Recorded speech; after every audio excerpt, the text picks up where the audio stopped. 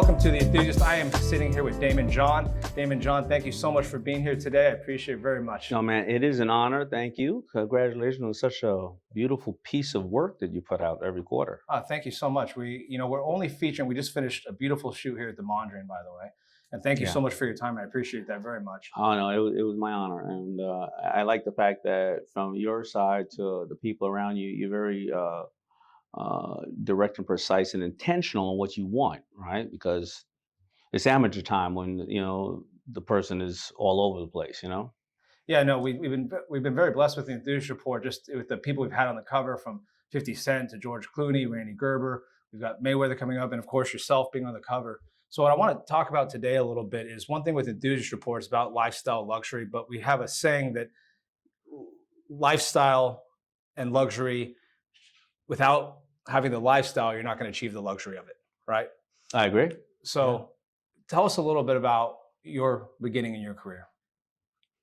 That's a long story, but the beginning of my career started, in '89 when I stood on a corner and I made $40 worth of hats on a Good Friday, and I sold $800 worth of hats, and I would open and close that business 3 times. I grew up in Hollis, Queens, where I'm fortunate enough to grow up around a lot of rappers, and I saw them, and I would know their cousins and brothers and aunts, and I would go on road tours with them. I don't know, I was anywhere from, I think 15 or 16, it was the Fresh Fest tour. I went on a tour. It's funny, me and about 14, 15, me and another friend, I said, I'm going to be the biggest guy in passion. Another friend said, I'm going to be the biggest guy in music. Another guy said, I'm going to be the biggest guy in videos. And another guy said, I'm going to be the biggest drug dealer. We're all about 14, 15 years old. Well, being on that first national rap tour that ever existed, I ended up becoming obviously Daymond John with FUBU. The other kid in music was Irv Gotti. The other kid would film was Hype Williams, and the other kid who wanted to become the biggest drug dealer, Hype made the movie Belly about, and he did become the biggest drug dealer. He just happened to get out of jail 4 years ago after serving 27 years. But it shows how to set the goals of what little kids had wanted to accomplish, and having access to seeing that Run DMC and all these people were doing something they love, and they had a great lifestyle from it, right? Because prior to that, the only superstars were, unfortunately, the crack epidemic just happened, and Supreme Team and the superstars. You didn't see African American people on TV that were making money unless they had some crazy talent like Muhammad Ali or Mike Tyson or Jordan. I would put myself in videos, and I'd take it back. I only had like 10 shirts. But by 1997, I was in heavy rotation on a lot of these videos, and I got known as a huge clothing company. Meanwhile, I was a waiter at Red Lobster with 10 t-shirts in my basement. I would do a deal to be distributed and manufactured and distributed by Samsung America. And then by 2000, I was in 27 countries doing an average of $400 million a year, $350, $400 million a year. That crazy kind of, that life. Is your life today anything that you imagined when you were 15 or 18 or 20? Is it anything you imagined? No, we were told in our community by the ones who were supposed to protect us that we were supposed to be dead or in jail by 21. And they were, people will always say that. And so, a lot of people don't realize if you're not in charge of goals, you consciously wake up and set for yourself. Other people will set goals for you. And if you hear constantly by the teachers and the police and everything else, like you're going to be dead or in jail by 21, you start to do things that could jeopardize your future because you just believe that you were going to be around till 21. Now, remember, social media wasn't out. We didn't see any of the heroes because the heroes in the urban community, they got up at 5 o'clock in the morning and they got their kids ready for school. Then they went to their place of business and they were working until 10 o'clock at night. You didn't see them hanging out. So what your perception of a hero was somebody riding by in at that time it was old school 98, a Jetta, a 390, I don't know what, a Sterling, or, and you wanted to be those people. So I never thought that I would live past 30. I mean, if you really think about us as kids, no matter what color you are, when you were growing up, like Captain on the Love Boat was like 46. The Golden Girls were like 48. You were like, God damn, that's death at 50, no matter what. And now you think about it, I think about it, and because we have access to information, we see that that's wrong. There are plenty of people living very healthy lives, How do you think you overcame falling into, let's say, drug dealing or gang mentality or anything like that? What kind of kept you from You know, from I'm a very overcoming logical. that, I'm a right? very logical thinker, Yeah. and you see it all the time on Shark Tank. I'm a very simple guy. Yeah. I'm dyslexic. By the way, 8 of the 12 sharks are dyslexic. Mm. I got left back in school, never went to college. But it was pretty simple to me. You know, if you were selling drugs, you're selling crack, you would maybe make $1,000 a week. You thought that was everything. So Mhm. $50,000 a year, argument's sake. Yeah. You know, in 10 years, that's $500,000. Mhm. Yeah, but out of 10 of those years, 3 of those years you're in jail. Yeah. So that's not a $500,000, right? You got to go down to 350.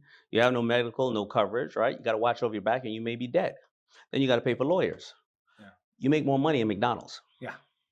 Pretty simple. And then, by the way, when I was growing up, I was really, really cute. So going to jail probably wasn't going to work out the way that I planned on it working out. I always say that entrepreneurship is great and it's difficult.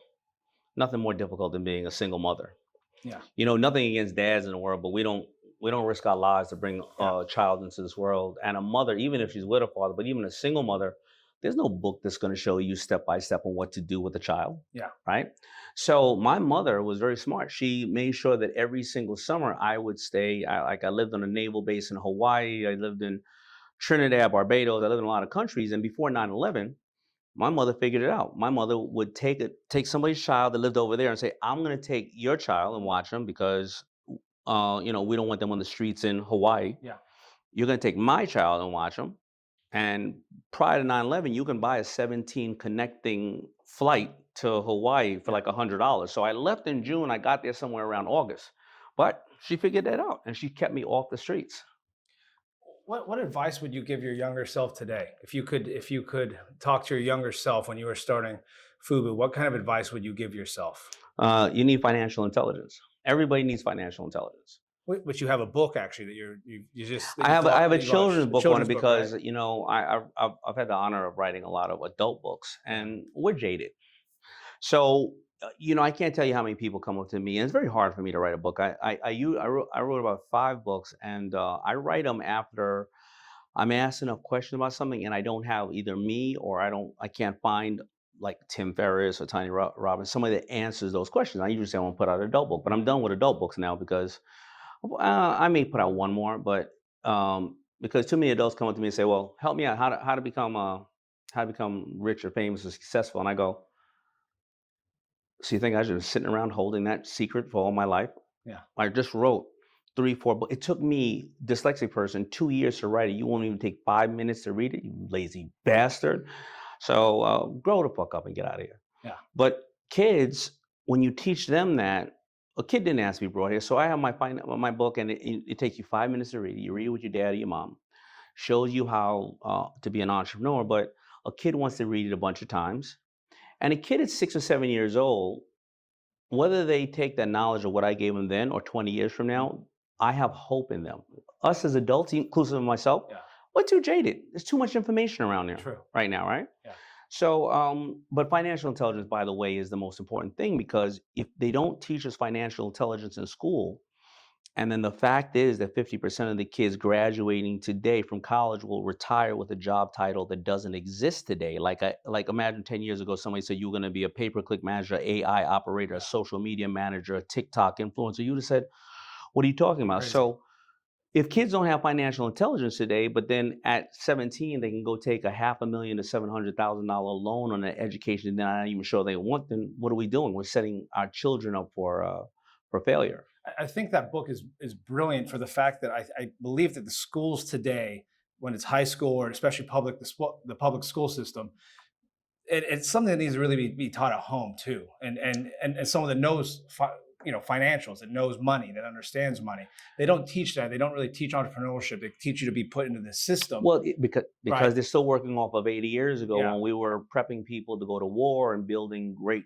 They'll teach you shop and all those type of things.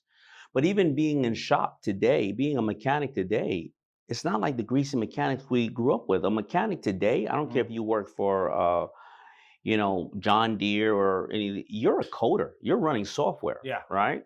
And they're not teaching enough of that. And today, a lot of people want to be their own bosses, but it doesn't matter whether you are running a business or you're balancing a checkbook at home. If you don't have financial intelligence, what are you going to do? You're going to set yourself up for failure. And a lot of people were taught that money is bad, and being a boss is bad, and it's bad. Those are the people who just didn't know any better, and they thought that way. It's not. Money buys you freedom, whatever you want. Freedom to not go to work, not to listen to money, give to charitable organizations, travel the world. Money buys you freedom. I asked 50 Cent this question actually when we spoke as well. Do you believe money is the root of all evil, or the lack of money is the root of all evil? People are the root of all evil. Okay. Well, you can have a gun to help, go out there and hunt and feed your family. You have a gun to go and be a mass shooter. I mean, which one it ain't the gun, and it's not the money. Money only highlights your weaknesses or your strengths. That's all it does. So you've seen a huge wave, especially being on Shark Tank. Yeah. You've seen a huge wave of entrepreneurs, Mm-hmm. especially when it comes to social media. We're so connected now. Everyone's an entrepreneur. Everyone's an entrepreneur. Sure. You're an OG original entrepreneur. Yeah. I mean, you came from nothing. You built something to an empire. You bootstrap things. Yeah. You worked while you built your company. What do you think about this whole new wave of entrepreneurs? And do you like to see that, or do you think some people are using it as an excuse? Because I know when I started, I haven't worked for anyone since I was 18 years old. I don't even have a resume. I don't know any different of life. I really don't. I don't. You know what? I don't have a resume either. Yeah, I don't have one. So I'm not hireable probably. Yeah. They probably fire me within a week because like you said, to go and come when I please, and that's freedom for me. Right? Yeah. So, what do you think about this whole new wave of entrepreneurs? Because for me, when I was first started, they're like, you're an entrepreneur. I kind of took that because I'm a little younger. I kind of took that as like, someone that's doesn't want to work, right? Well, an entrepreneur. Yeah, when people were saying that to me at first, it wasn't a good name back in the day. No, it wasn't a good name. I always say it was somebody who set your house on fire and then came and sold you a water hose and put it out. Exactly. Traditionally, but entrepreneurship is what minorities and everybody, right, have been doing from the beginning of time. We just because a lot of us have not come from legacy wealth. We didn't have grandparents and great grandparents to tell us how to structure a business. But trading is by far, it's the way to live, right? So entrepreneurial thinking is also used in corporations as well. It's not just on the street. You're an entrepreneur, but Jeff Bezos is an entrepreneurial thinking person just as much as anybody else, right? I mean, when the pandemic happened, he said, well, I'm the top shipper in the world. I'm getting bottlenecks. You know what I'm going to do? I'm going to let my employees take boxes home for extra money. Well, what happened? Reduce the shipping costs, retain more employees. They got to get paid more money, cleared up some of the bottlenecking, and the customer was more likely to get their stuff delivered on time because it was coming from a trusted team member. Yeah. That's entrepreneurial thinking. Absolutely. So I like to categorize. There's a saying that we have. You have the hustler, the entrepreneur, and the businessman. Right? Okay. So I want to ask you this question. So what I always say is you have the hustler. That's when you're getting started, right? You're hustling. You're doing everything you can to make ends meet. You're trying to make money. Just whatever it is, and there's a negative connotation with hustler as well. It sure is. And then you have the entrepreneur, right? That's more the visionary, the dreamer, the thing, you're thinking big, you're dreaming things. Then you have the businessman who's looking at financials, calculations. How do we cut here? How do we increase this? And I always say if you're one of too many, right, that what's possible is you're not a well-rounded business person, right? So if you're too much of a hustler, you're thinking short-term. If you're an entrepreneur, you might get lost in the vision of it. If you're a business person, you may not see the vision or even possibly the hustle. Yeah, you know what? I love it. So I love that. You came up with that? Yes. I love it. It's a really great way. I'm gonna use it on Shark Tank and give you 0 credit. Just keeping it 100, man. Okay. All right. Well. But you're accurate about that. Very true. Which one do you think you're most of, and how have you changed over the years from the beginning of your career to who you are today? I was number 1 and 2, and I wasn't necessarily number 3. Number 3 generally can be discovered in some sense, right? But if you don't have hustle, that can't be taught to you, right? And if you don't have what I believe is an ethical way to formalize it, well, then either way of those, first of all, you didn't get off the block. And second of all, you won't be able to present to, if you're not a businessman, then somebody else is a businessman or businesswoman. You can't articulate what you're doing, right? So you need structure and you need drive.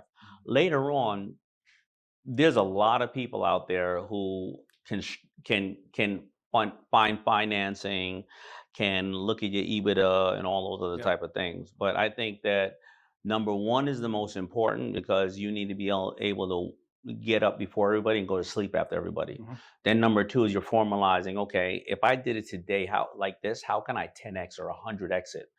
Right. And then I think the third one is extremely important, but the third one takes you to the highest level of not being rich, of wealth.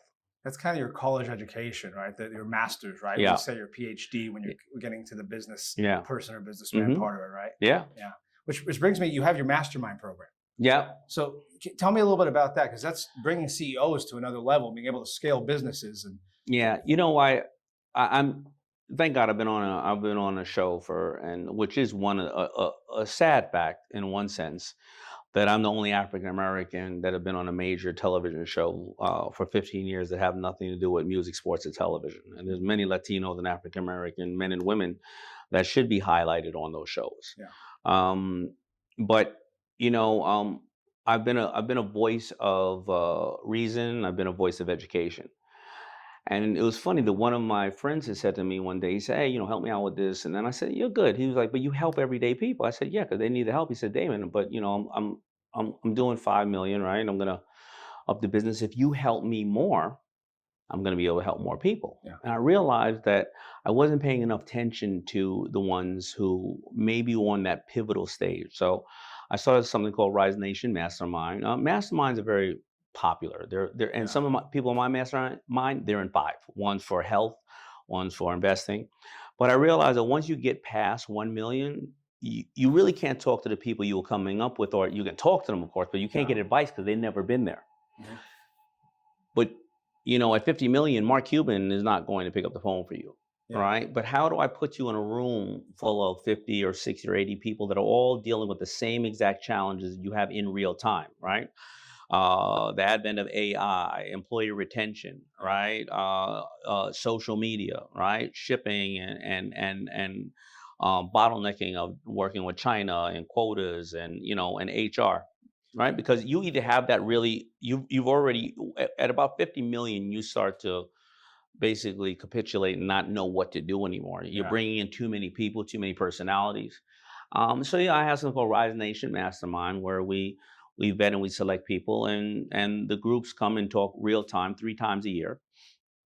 And then I have one. It's a special one that after years of looking at Tony Robbins, what he does is that I take about 5 or 6 CEOs who want to um, they're global brands. They're doing whatever, large numbers, but they're not known and they don't know what to do. They don't know how to do social media, how to get on CNBC, but because they've been so busy running the business. Mhm. And it's me advising them, giving them access to different things that they would normally not have because they don't have time to talk to 7 PR companies and then all these other social media people and then try to find out how to get to the front, at the paddock at Formula One.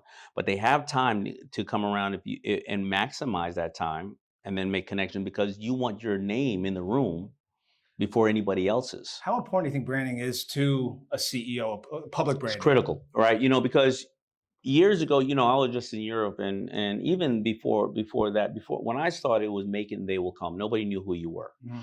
right? But now with the layers of social media, people want to know who are you, what do you stand for. So I use the expression that there are many airline executives. There's only one Richard Branson, Mhm. right? There's a lot of music executives, but there's only one Diddy, or owners of teams. There's only one Mark Cuban. And what happens is when you have and brand yourself, well. Diddy went from being a producer to in front of the camera to clothes to liquor to owning his own, network. And these things happen. Same with Richard Branson. He has 300 businesses. Yeah. These things happen because they are synonymous with success, with their IP and what they do. Right. And CEOs they need to do that, but they don't understand the importance of it. It's critical. But it also comes with kind of the public, being in the public eye a lot more, right? We have more public, maybe ridicule or being in the public eye. There's a lot more judgment. There's a lot more things that are happening. Yeah, rather than a private and life, because you're no longer having a there is private no life. private life. Yeah. Everybody has a camera. So how many CEOs did we not know until somebody put out a tweet about something they did crazy? Yeah, it's true. And then all of a sudden they had no voice to Mhm. back it up. Yeah. Right. So you can't go and pull from something they did to say, like I've had controversial things that may have happened, but because of all the backup of what I had, Mhm. then people go, There's evidence here that that's not the way that this man thinks. Yeah. This person, and like, so you need it no matter what, because, okay, listen, if you're an asshole, you're an asshole, Yeah. and that's just what it is, right? And the camera ain't gonna hide that either, Yeah. right? So. How has Shark Tank changed your life since you started with that? Oh, Because that immensely. because FUBU has always been a humongous, famous brand. No, Especially, no. If I was known, yeah, but I couldn't call presidents you're like industry when. known, right? Yeah, I was industry Right. known. I Yeah, couldn't I industry couldn't known. call the president of any country Yeah. and they pick up the phone Yeah. at least once. Yeah. Until to probably about 7-8 years into Shark Tank, and it being such an inspirational program and things of that nature. Yeah. I heard that at first you didn't know if you were going to do it. Yeah, I said no. I said Yeah. no at first. Yeah. Well, because when they called me, they said that they were gonna. It was a business show, and then they Mm. said they were gonna. Then they said I had to use my own money. I immediately hung up. Click. What the fuck? What are you talking about? I knew these people in Hollywood were pimps, but god damn. And then they were like, "Well, Mark Cuban's gonna be on," and I didn't know Mark. Yeah. I was like the big head guy who has more airtime than he needs, and he's throwing chairs on the court. I Yeah. said that the billionaire dude, he's gonna be investing in sponges. Now you're really lying to me, right? And he wasn't on the first year, but he wasn't on because he was dealing with some other matters. But come to find out, almost all the well-known business people had turned down the show. They said, "I don't want to be on a show with people that nobody knows. Who the hell is Barbara Corcoran? Who the hell is Daymond John?" And their egos in the way. And Mark found out because he's a tech guy. He looked at Twitter and he found out it was a top show watched kids 5 to 15 and parents and kids together. And he said, if this is helping America, I'm gonna come on the show. The show is about to get canceled Wow. because nobody knew who we were, so we couldn't go on to the late night talk shows. Mhm. Who is this guy? Nobody can explain Shark Tank. Yeah. Are you in the tank with sharks? Are you cleaning it? Who wins the money? How do they win? Do you get dunked in the sharks after you lose? And then Mark was able to go on to Kimmel and all the big shows and say, "Hey, this is what it is." People started to tune in. And every one of the people who got deals started going to their local market and talking. And it truly is an entrepreneurial journey of Shark Tank. So, Daymond, what with now television, fashion, everything you've done? I mean, Yeah.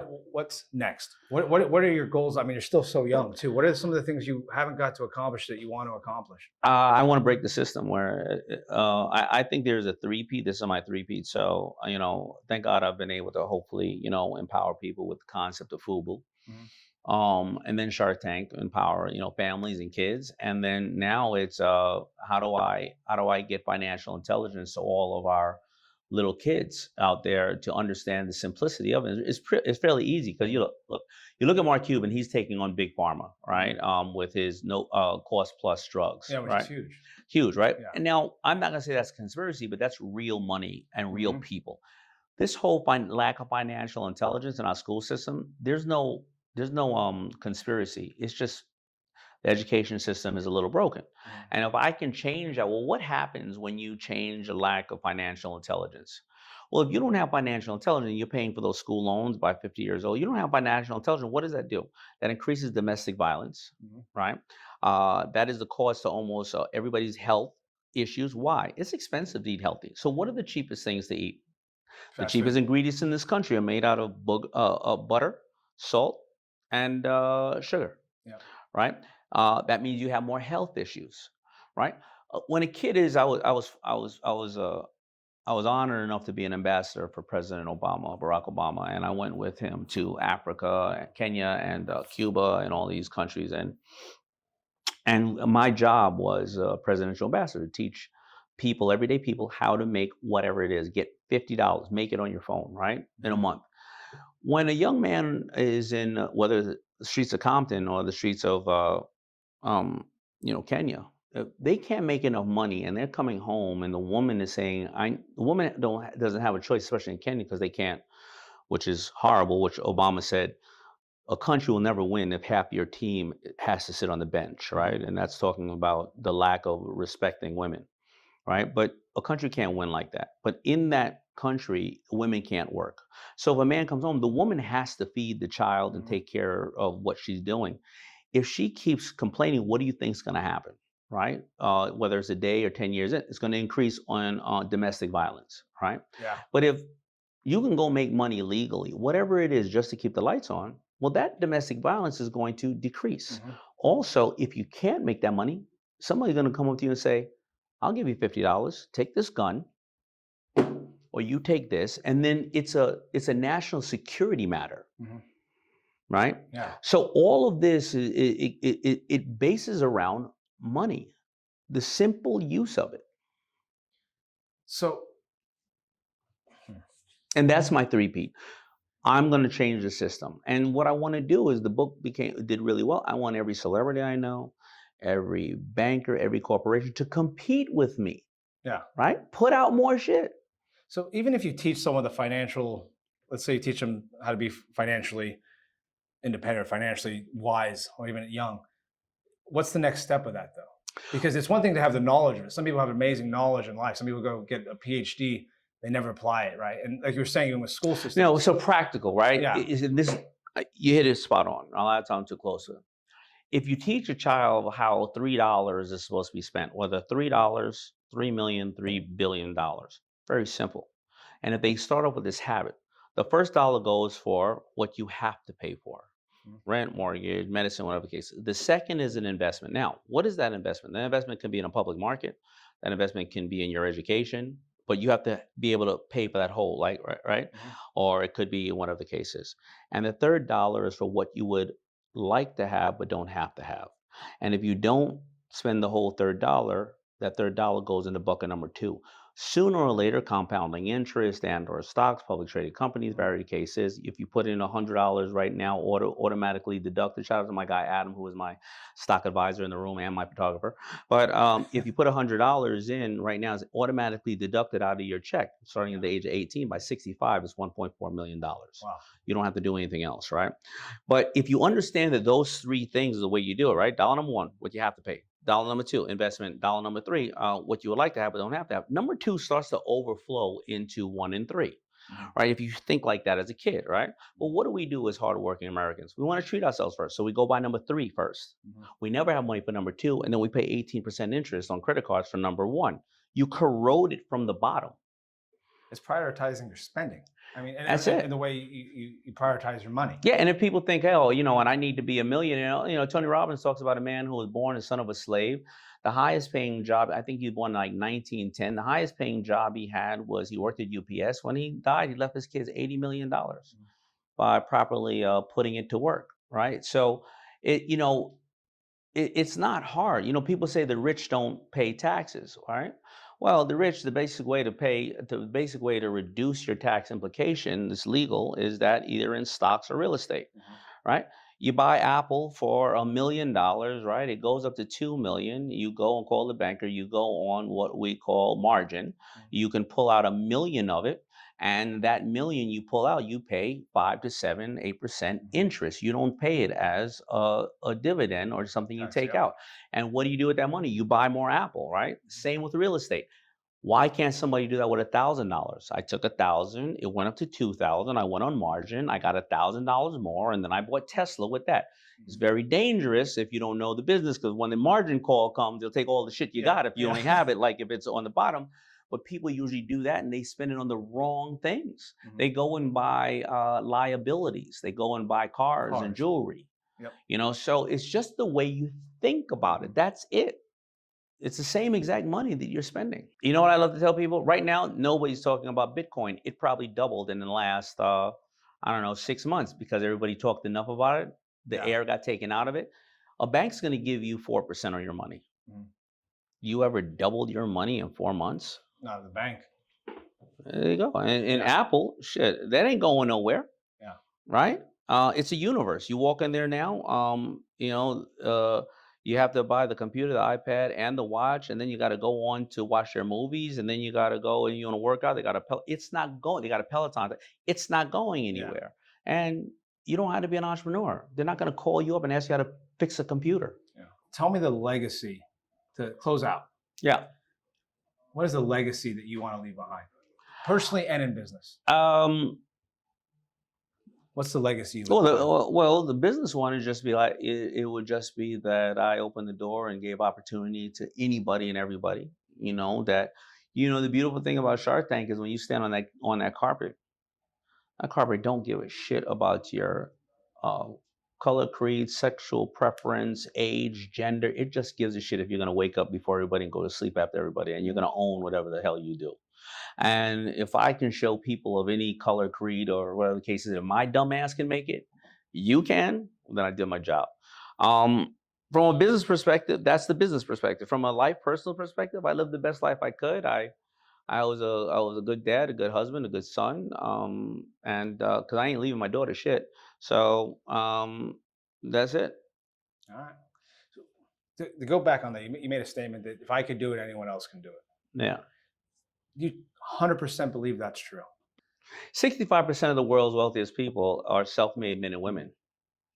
That means they were people like you, me, and everybody in the room, right? And 65% of lotto winners and athletes are bankrupt 3 years after leaving the league or winning the lotto. That means they had no financial intelligence. Money was just a tool. If I can do it, anybody can do it. When it doesn't mean you have to be like I could be a billionaire. I'm not on purpose, right? I can raise a fund right now, $1 billion. I'm offered it all the time. Yeah.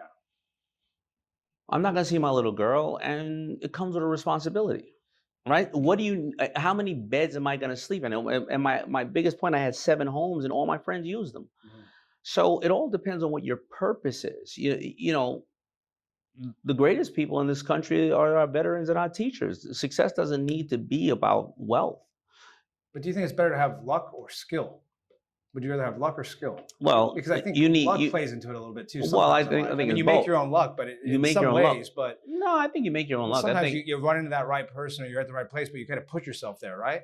No, you look at it as an opportunity. Yeah. Like, let me give you an example. Athletes, they're running down the court all the time, and they're doing their thing. Why is 65% of them bankrupt after leaving the league? They have the highest. They have the most financially intelligent people on the court side who are probably fans. They got their kids there who are fans. Why wouldn't they say, hey, can I intern in your company, or can you give me some advice? It's a symbiotic relationship. You're not asking the right questions. When I'm in a room, it's access to information, but people don't ask the right questions. And I don't, listen, I'm not this wise guy. I like telling everybody, I remember about 20 years ago, I went to a party. It was in Colorado, and I go in there, and I have my bodyguard at the time, because that time I wore a lot of jewelry. It was part of what I did. You had an East Coast, West Coast battle going on, and I have a big bodyguard. And I stood in the corner, and I didn't know them that well. Didn't even know who they were that well. But there was Warren Buffett, there was Bill Gates, there was Jeff Bezos walking around. And I'm looking. There's no Gucci belts in there. There's no hypnotic, and no hypnotic in Hennessy. It was called, what was that called? A Hulk. Incredible Hulk. Yeah. So this place was trash. Obviously, this place was garbage. I stood in the corner with my bodyguard, and I was all fly. I never got to talk to any of them because they were probably like, "Look at this idiot with a little FUBU chain on." These guys are all worth, I think, if you add them all together, it was about $250 billion in the room. Yeah. And I'm worried about a hurricane. I'm worried about Alizé and Hennessy. But what I realized years later is that I didn't know any better. I didn't come from anything, right? I realized that when a true entrepreneur, a true successful person walks in, they walk in there vulnerable. They don't walk in there. They walk in there with confidence, but they're like, "Hey, what's happening? I know you. Oh, you know about this? Hey, I'm doing this. I don't know about this. Let's do something together." And you know what? So you make other people feel special. And true entrepreneurs and people who think globally, they know it's a team sport. It's everybody. 100%. Takes a village. Yeah, of course, right? If you walk in there and act like you know everything, well, first of all, half of them could smell through it. Yeah. Because everybody's a specialist in some way or another. Then you got the ego. You know what I noticed? I love when people walk in rooms, I'm there, and they don't say nothing to either my wife or some of my good friends. They walk right past them, right? They don't realize that's the person advising me. Yeah. You're so egotistical, you don't realize the decision maker is that person. Yeah. Right. So when the ego is the worst thing you could ever have in business. Yeah, we have a saying: your ego is not your amigo. That's at the right. office. So That's true. Yeah. anyways, Daymond, thank you so much for your time. We appreciate. I know you're very busy. I appreciate your time. We're looking No, forward to a beautiful cover. It's I gonna am come too, out man. Thank amazing. you. You're going to be so impressed. I by think the the cover of your book is suede. Yeah, it's got a What beautiful is this, man? matte finish on the. What is it's a matte finish? Yeah, it's got this it's is got like a velvet, man. Yeah, it's like a matte velvet type finish on it. Yeah, this is the real deal. This is like we put real art moleskin or into something. that. Yeah, We've got beautiful designers, and our team does an amazing job. The people and beautiful ads. I love the way Yeah. it's all put together. You know what you're doing, huh? Yeah, we've been very blessed. We've been Man. publishing for. Yeah. I never thought I would get into publishing. It's pretty wild, but I've been doing it for 14 years now, and we took Cigar and Spirits magazine from national to 14 countries in less than probably 5 years, actually. And shout out nice. your team. So our Who did the shoot today? I don't want to mess all their names up. Brendan did the shoot as well. Brendan Forbes. Yeah. And then we just met you guys, so I apologize. Yeah, it's all good. They're doing audio. Pardon? D-Roy. Yeah, D-Roy, all right. D-Roy. Well, and hair and makeup, Hair and make. Kaz, and Kaz and yeah. Jay. Yeah. All right. Well, man, thank you. Really, really amazing. I look forward thanks to to it. Kingsley too, and what does the guys thank you, Quinsley and Adam. Adam. Yeah. Sorry. And my wife, of course, but yeah, no, and thank you so much for your time. I appreciate it. And your A wife, lot of of work course. goes I was waiting for that one. I was getting uncomfortable in here. We have a beautiful team back home. I've had some people that have been with me for over 12 years. Excellent. That have followed me from business to business, and I've been very blessed, and we're honored to have you on the cover. It's an honor. We're Thank only you, putting brother. the best people in the world on the cover. Thank you, brother. Appreciate it. Absolutely. Cheers.